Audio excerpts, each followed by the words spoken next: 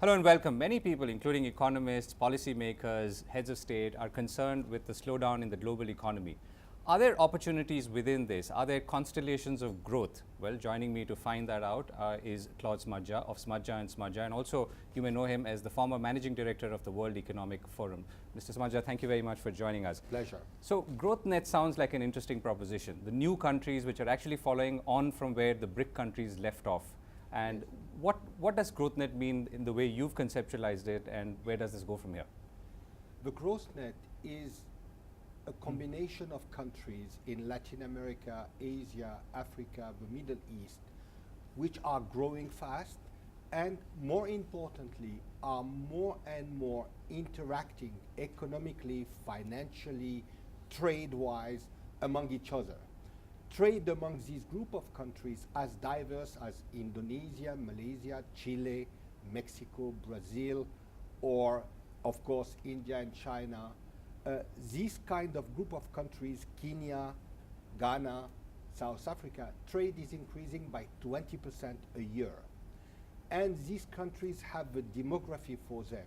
So this is what I call the new constellation of growth in the global economy. This is the growth net, the new network of growth in the global economy, which is in fact changing the whole economic landscape around the world. Right. So, does that mean you've in some ways given up on BRIC? I don't think BRIC was a relevant concept. I think it was a fallacy to put in the same bag, if I can, countries like China and India and countries like Brazil and Russia. I think BRIC was more of a marketing gimmick, which was tremendously successful, rather than a real economy.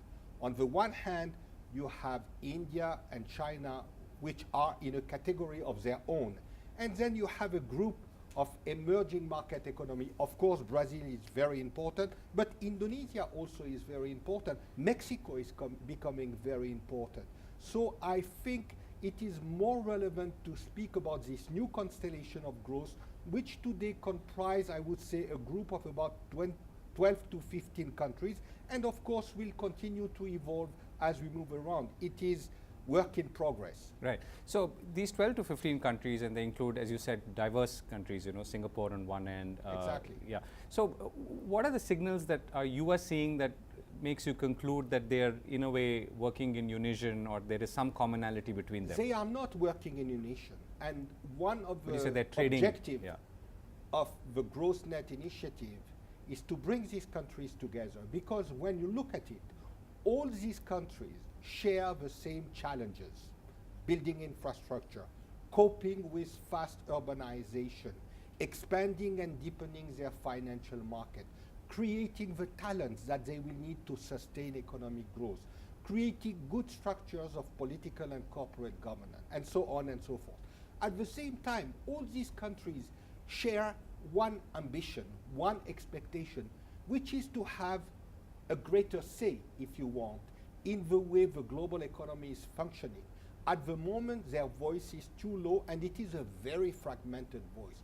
So if you look at the common challenges, and if you look at some common expectation, if you look at the dynamics of South-South economic interaction, then you have all the ingredients, if you want, to have this notion of a growth net. How do China, India countries, the larger or the traditional BRIC countries, to use that phrase, how do they interact with this group? And do they need to realign the way some of the larger enterprises or companies are doing business in this? I think they are already adjusting to that. Of course, all this process started with China looking for natural resources, raw material, and of course India doing the same thing. But then it has evolved into a much more diversified scope of businesses and activities. Chinese companies, Indian companies are not only in Africa just to exploit or secure natural resources. They are here also to sell products. They are here to create companies to tap into these new dynamics. If you look at the situation where, for instance, Chinese companies have been expanding into Brazil, it is of course very much resource-centered at the moment, but you see already the beginning of, if you want, something that will go way beyond that. In fact, what started me thinking about the growth net is a reflection from one top Indian business leader.